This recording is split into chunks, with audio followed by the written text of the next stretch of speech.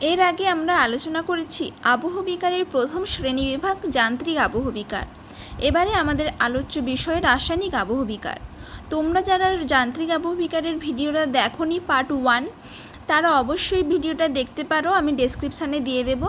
সেটি অত্যন্ত সহজ সরল ভাষায় বোঝানো হয়েছে, আশা করি তোমাদের বুঝতে সুবিধা হবে। এখন আমরা শুরু করব রাসায়নিক আবহবিকার। আবহবিকার কি সেটি আরেকবার জেনে নিই।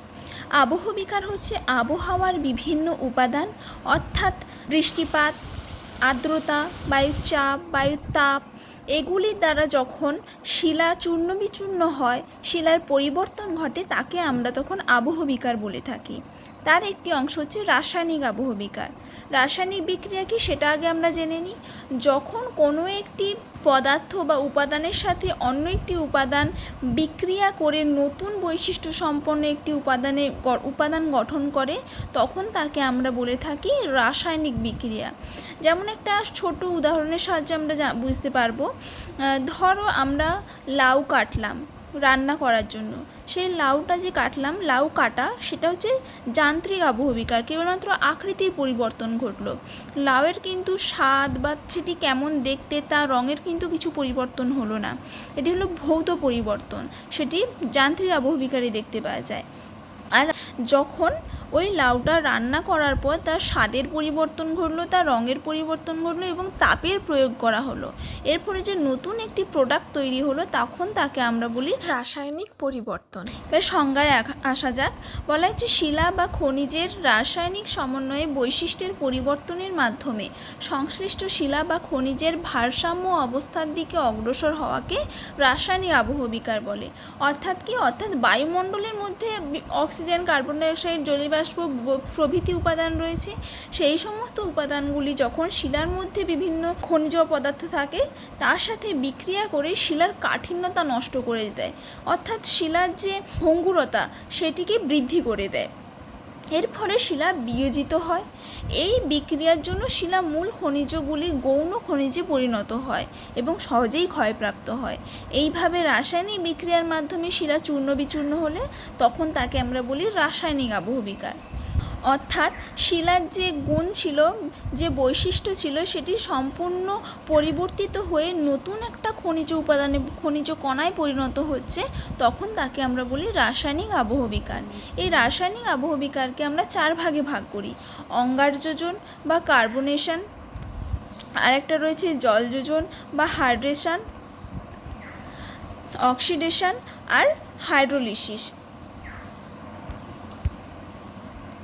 অঙ্গারযোজন বা কার্বনেশন এটি কিসের দ্বারা হয়ে থাকে? যখন বৃষ্টির জলের সাথে বায়ুমণ্ডলের কার্বন ডাইঅক্সাইড মিশে যায়, দুটো, তাহলে একটা বৃষ্টির জল, একটা কার্বন ডাইঅক্সাইড, H2O আর একটা CO2, তাহলে দুটো বিক্রিয়া করে নতুন একটি উপাদান তৈরি করে, নতুন একটি অ্যাসিড উৎপন্ন করে, যেটা হচ্ছে কার্বনিক অ্যাসিড H2CO3। এই কার্বনিক অ্যাসিড মিশ্রিত জল যখন চুনাপাথর গঠনযুক্ত অঞ্চলে চুনাপাথরের ওপরে পড়ে, তখন সেটি একে অপরের সাথে বিক্রিয়া করে সেই শিলার ক্ষয় ঘটায়। এর ফলে এক ধরনের ভূমিরূপ সৃষ্টি হয়, শিলার পরিবর্তন ঘটে। এই ধরনের শিলার পরিবর্তনকে বলা হয় রাসায়নিক আবহবিকার বা কার্বনেশন। এটি মূলত চুনাপাথর গঠনযুক্ত অঞ্চলে লক্ষ্য করা যায়। চুনাপাথর গঠনযুক্ত অঞ্চলে, যেমন চুনাপাথর গঠনযুক্ত অঞ্চলে তোমরা যদি কাস্ট ভূমিরূপ পড়ে থাকো, তোমরা দেখতে পাবে সেখানে কাস্ট, গুহা, স্ট্যালাকটাইট, স্ট্যালাকমাইট এই ধরনের কিছু ভূমিরূপ তৈরি হয়ে থাকে। তো সেটি কিসের কারণে হয়ে থাকে? রাসায়নিক আবহবিকারের দ্বারা। এবারে রয়েছে জারণ বা অক্সিডেশন। এটি আমরা মূলত খুব সহজেই আমরা দেখতে পাই এই প্রক্রিয়াটা। তোমাদের ছাদে বা বাইরে যদি কোনো লোহার টুকরো তোমরা ফেলে রেখে দাও, কয়েকদিন পরেই দেখবে, মানে খোলা আকাশের নিচে যদি ফেলে রেখে দাও, কয়েকদিন পরে দেখবে রোদ, জল, বৃষ্টির ফলে সেই লোহাটার ওপরে মোর্চা পড়ে গেছে। যে লোহাটা ছিল, লোহাটার উপরিভাগ ভঙ্গুর হয়ে গেছে, ফলে লাল বা হলদে রঙের একটি নতুন যৌগ তৈরি হচ্ছে। ওই যৌগটা লোহাটাকে বেশি পরিমাণে ক্ষয়প্রাপ্ত করছে। তাহলে এই ধরনের প্রক্রিয়াকে আমরা বলে থাকি জারণ বা অক্সিডেশন। আর সংজ্ঞায় কী লেখা আছে পড়া যায়। জল বা জলীয়বাষ্পের উপস্থিতিতে শিলার খনিজের সঙ্গে রাসায়নিক প্রক্রিয়ায় অক্সিজেন যুক্ত হলে তাকে অক্সিডেশন বলে। কি বলেছে? রাসায়নিক আবহবিকার এই প্রক্রিয়াটি সর্বব্যাপী। অবশ্যই এই প্রক্রিয়াটি সর্বব্যাপী দেখতে পাওয়া যায়। যেসব শিলায় লোহার ভাগ বেশি থাকে সেগুলি অক্সিডেশনের ফলে দ্রুত ক্ষয়প্রাপ্ত হয়, কারণ লোহার সাথে অক্সিজেন যুক্ত হলে রাসায়নিক বিক্রিয়া ঘটে এবং হলদে এবং বাদামি রঙের নতুন যৌগ সৃষ্টি হয়, যা অতি সহজেই ক্ষয়ে যায়। ফেরাস অক্সাইড অক্সিডেশন প্রক্রিয়ায় ফেরিক অক্সাইডে পরিণত হয় এবং সহজেই ভেঙে যায়। এই জন্যই লোহায় আমরা মরচে পড়তে দেখি, কারণ কি ফেরাস অক্সাইড জলের সাথে বিক্রিয়া করে ফেরিক অক্সাইড পরিণত হয়। কারণ লোহা হচ্ছে এক ধরনের ফেরাস অক্সাইড। এই ফেরাস অক্সাইডের সাথে যখন জল মিশ্রিত হয় সেটি ফেরিক অক্সাইডে পরিণত হয় এবং লোহার গাত্রে বা যেই শিলায় লোহার পরিমাণ বেশি সেই শিলায় হলদে বা বাদামি রঙের এক ধরনের নতুন যৌগ তৈরি হয় এবং সেই শিলাটি ক্ষয়প্রাপ্ত হয়। এরপরে রয়েছে জলযোজন বা হাইড্রেশন। এতে বলা হয়েছে যে কতগুলি শিলা গঠনকারী খনিজের মধ্যে জল শোষণ করার ক্ষমতা বেশি। এর ফলে খনিজগুলির সঙ্গে জল যুক্ত হয়ে শিলায় রাসায়নিক পরিবর্তন ঘটে, তখন তাকে বলা হয় হাইড্রেশন। অর্থাৎ যে সমস্ত শিলায় জল ধারণ ক্ষমতা বেশি সেই শিলা জল ধারণ করে আয়তনে বৃদ্ধি পায় বা প্রসারিত হয়। এর ফলে সেই জলের সাথে শিলার মধ্যে থাকা খনিজের ফলে তাদের মধ্যে বাঁধন আলগা হয়ে পড়ে এবং তখন গৌণ খনিজগুলি নমনীয় হয়ে নতুন খনিজ উৎপন্ন করে। যেমন ক্যালসিয়াম সালফেট থেকে জিপসাম তৈরি হয়, হেমাটাইট থেকে লিমোনাইট তৈরি হয়। মানে পুরো শিলার মধ্যে যে খনিজ আছে তার পুরো রূপটাই পরিবর্তিত হয়ে যাচ্ছে, তাই এটি এক ধরনের রাসায়নিক আবহবিকার। এবারে রয়েছে আর্দ্র বিশ্লেষণ বা হাইড্রোলিসিস। এখানে কি বলা হয়েছে? যখন সাধারণত হাইড্রোজেন এবং হাইড্রক্সিল আয়নে ভেঙে গিয়ে শিলাস্তরে খনিজের সাথে বিক্রিয়া ঘটিয়ে শিলা রাসায়নিক পরিবর্তন সাধন করে তখন তাকে বলা হয় হাইড্রোলিসিস। এখানে ভুল লেখা রয়েছে যে যখন সাধারণত, এখানটায় হবে জল হাইড্রোজেন ও হাইড্রক্সিল আয়নে ভেঙে গিয়ে শিলাস্থিত খনিজের সাথে বিক্রিয়া ঘটিয়ে শিলা রাসায়নিক পরিবর্তন সাধন করে তাকে হাইড্রোলিসিস বা আর্দ্র বিশ্লেষণ বলে। আমার ফেলসপার থেকে অ্যালমিনোসিলিসিক অ্যাসিড ও পটাশিয়াম হাইড্রোক্সাইড এবং পটাশিয়াম ও ক্যালসিয়াম থেকে ক্ষারকীয় মৃত্তিকা উৎপন্ন হয়। তাহলে আমরা রাসায়নিক আবহবিকারটা কমপ্লিট করে নিলাম। রাসায়নিক আবহবিকারের তাহলে যে 4টি ভাগ ছিল, 4টি ভাগের সবগুলি কমপ্লিট হয়ে গেল। একবার আমরা এটা রিপিট করে নিই। তাহলে অঙ্গারযোজন বা কার্বনেশন কি? কার্বনেশন অর্থাৎ কার্বন ডাই অক্সাইডের যেখানে সংযুক্তির ফলে অর্থাৎ বৃষ্টির জলের সাথে কার্বন ডাই অক্সাইড মিশে কার্বনিক অ্যাসিড তৈরি হয়। সেই কার্বনিক অ্যাসিড যখন চুনাপাথরযুক্ত অঞ্চলে চুনাপাথরের সাথে বিক্রিয়া করে শিলার ক্ষয় ঘটায় তখন তাকে বলা হয় কার্বনেশন।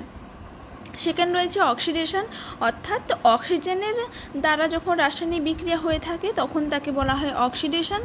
মূলত লোহাতে অর্থাৎ যে শিলায় বেশি পরিমাণে লোহা রয়েছে সেই শিলাইটি দেখতে পাওয়া যায়।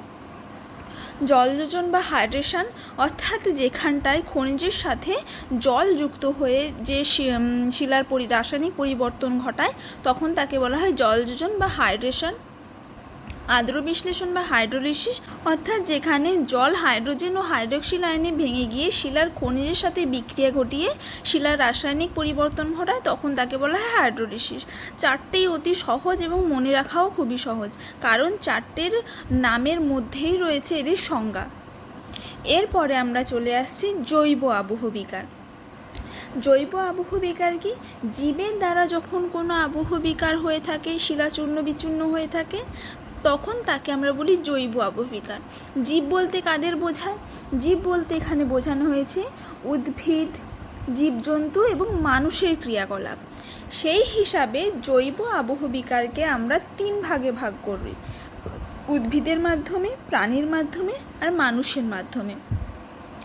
তাহলে উদ্ভিদের মাধ্যমে কিভাবে জৈব আবহবিকার হয়ে থাকে?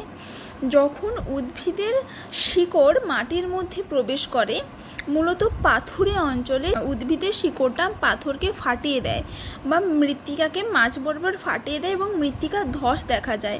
পাথর ফেটে গেলে পাথরগুলি মূল পাথর থেকে আলাদা হয়ে যায় এবং টুকরো টুকরো হয়ে ভেঙে যায়। অর্থাৎ এখানটায় জৈব আবহবিকার উদ্ভিদের দ্বারা সম্পন্ন হচ্ছে। এই ছবিটা তোমরা দেখো, তাহলে উদ্ভিদের দ্বারা সম্পন্ন হচ্ছে বলে এটি হচ্ছে উদ্ভিদের মাধ্যমে জৈব আবহবিকার। এরপরে আছে প্রাণীর মাধ্যমে বিচূর্ণীভবন। প্রাণীর মাধ্যমে কীভাবে হয়ে থাকে, ছবিটাই দেখো। অনেকগুলি পশু যখন দলবদ্ধভাবে যাচ্ছে তাদের পায়ের খুঁড়ে শিলাগুলি চূর্ণ বিচূর্ণ হচ্ছে, মাটি থেকে আলগা হয়ে পড়ছে। এছাড়া শুধু এই পশু নয়, এছাড়া খরগোশ মাটি খুঁড়ে, তার ফলে মাটির ওপরের স্তরটি চূর্ণ বিচূর্ণ হয়ে যায়। আবার পিঁপড়ের দ্বারাও হয়ে থাকে, কুকুরের দ্বারা হয়ে থাকে, শিয়ালের দ্বারা। তাহলে এদের দ্বারা যখন আবহবিকার হয়ে থাকে তখন তাকে বলা হয় জৈব আবহবিকার, এবং প্রাণীর মাধ্যমে সেটি হয়ে থাকে।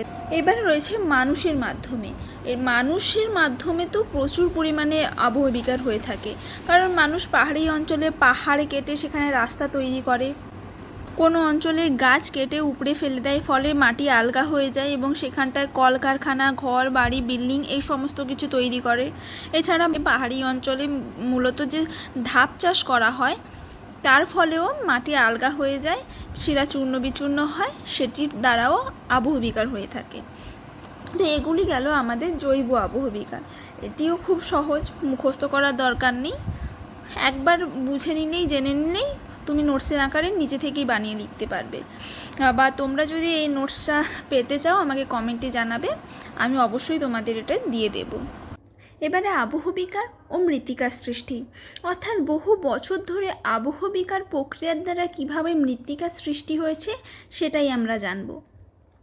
বলা হয়েছে যান্ত্রিক, রাসায়নিক ও জৈবিক আবহবিকারের মাধ্যমে আদিশিলা ক্রমাগত চূর্ণ বিচূর্ণ ও বিয়োজিত হয়ে শেষে ক্ষুদ্রাতি ক্ষুদ্র কণায় পরিণত হয় এবং ভূমির উপর এক শিথিল কোমল বস্তুকণার আবরণ সৃষ্টি করে, যার নাম হচ্ছে রেগোলিথ বা ভূ আস্তরণ। এটি হলো মৃত্তিকা সৃষ্টির মূল উপাদান, কারণ এই রেগোলিথের ওপর জমে থাকা মৃত উদ্ভিদ ও প্রাণীর দেহাবশেষকে আণুবীক্ষণিক জীবসমূহ ক্রমশ বিয়োজিত করে বা পচিয়ে এক ধরনের জটিল কালো পদার্থ সৃষ্টি করে, যার নাম হচ্ছে হিউমাস। এরপর হিউমাস থেকে আবহবিকার জাতীয় পদার্থসমূহ বায়ুমণ্ডলের অক্সিজেন দ্বারা জারিত হয়ে অত্যন্ত জটিল রাসায়নিক প্রক্রিয়ায় নতুন খনিজ সৃষ্টি করে।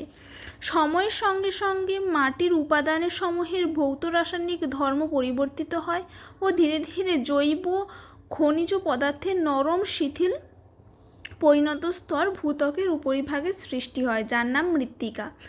এখানে ছবিটাতে দেখো, দেখতে পাবে মৃত্তিকা সৃষ্টির জন্য মেন যে উপাদানগুলি দরকার, জলবায়ু, জীবকুল দরকার, ভূপ্রকৃতি, সময় অবশ্যই দরকার। সময় ছাড়া মৃত্তিকা সৃষ্টি সম্ভব নয়, বহু বছর সময় লাগে এই মৃত্তিকা সৃষ্টিতে। তো এগুলি রয়েছে মৃত্তিকা সৃষ্টির প্রক্রিয়া। এবারে আমরা জানব মৃত্তিকা ক্ষয়ের কারণ। মৃত্তিকা ক্ষয় কাকে বলে? যখন বিভিন্ন প্রাকৃতিক এবং মানবীয় কার্যকলাপের দ্বারা মৃত্তিকার ওপরের অংশ ভঙ্গুর হয়ে পড়ে এবং অন্যত্র অপসারিত হয়, তখন তাকে আমরা মৃত্তিকা ক্ষয় বলি। এই মৃত্তিকা ক্ষয় মূলত দুটি কারণে হয়ে থাকে, একটা প্রাকৃতিক কারণ, একটা মানবীয় কারণ। প্রাকৃতিক কারণ কোনগুলো?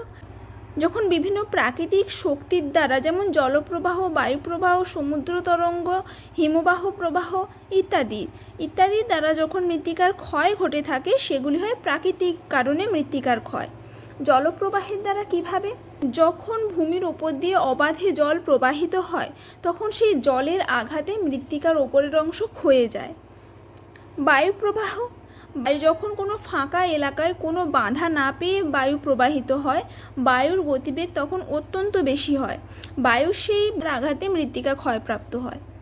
সমুদ্র তরঙ্গ, মূলত সমুদ্র উপকূলবর্তী অঞ্চলে সমুদ্র তরঙ্গের আঘাতে সমুদ্র উপকূল ভাগে ক্ষয়প্রাপ্ত হয়, যেমন এই ছবিটাতে তোমরা দেখো। এগুলি হচ্ছে প্রাকৃতিক কারণ। মানবীয় কী কী কারণে মৃত্তিকার ক্ষয় হয়? গাছ কাটা, যদি আমরা কোনো অংশে গাছ কেটে দিই তাহলে সেই অংশটা উন্মুক্ত হয়ে পড়বে, বৃষ্টির আঘাতে সহজেই বা জলপ্রবাহ গতিও সেখানে বৃদ্ধি পাবে, কোনো বাধা পাবে না, এর ফলে মৃত্তিকা ক্ষয় আরও বেশি হবে, মৃত্তিকা ক্ষয়কে ত্বরান্বিত করবে। অবৈজ্ঞানিক পদ্ধতিতে যদি চাষ করে থাকি সেক্ষেত্রেও মৃত্তিকা ক্ষয় দেখা যায়। পশুচারণ, আমরা জানি পশুর খুরের আঘাতে মৃত্তিকা ক্ষয়প্রাপ্ত হয়, তার জন্য পশুচারণও হচ্ছে একটা মৃত্তিকা ক্ষয়ের কারণ। আর ঝুম চাষ হলো কোনো একটি অঞ্চলে মূলত যেখানে ঘাস জাতীয় উদ্ভিদ জন্মায়, বড় বড় ঘাস গাছ, সেখানে আগুন লাগে সেই অঞ্চলটিকে চাষের একটা ক্ষেত্রে পরিণত করা হয়। কয়েক বছর চাষ করার পর সেই অঞ্চলটা ছেড়ে দিয়ে আবার অন্য জায়গায় গিয়ে চাষবাস করা হয়। এই পদ্ধতিকে ঝুম চাষ বলে। আর যখন এই সমস্ত গাছপালা পুড়িয়ে ফেলছি, তখন তার কারণেই দেখা যায় মৃত্তিকা ক্ষয় হয়ে থাকে। এগুলি হলো মৃত্তিকা ক্ষয়ের কারণ। এবারে আমরা জানব মৃত্তিকা সংরক্ষণ। আমরা কি কি পদ্ধতি অবলম্বন করে মৃত্তিকাকে সংরক্ষণ করতে পারবো, মৃত্তিকার ক্ষয় রোধ করতে পারবো, সেই পদ্ধতিকেই বলা হয় মৃত্তিকা সংরক্ষণ। কিভাবে করব? মৃত্তিকার ক্ষয়ের কারণগুলিকেই যদি আমরা সঠিকভাবে পরিচালনা করে থাকি, তাহলে মৃত্তিকা ক্ষয় রোধ করা সম্ভব। যেমন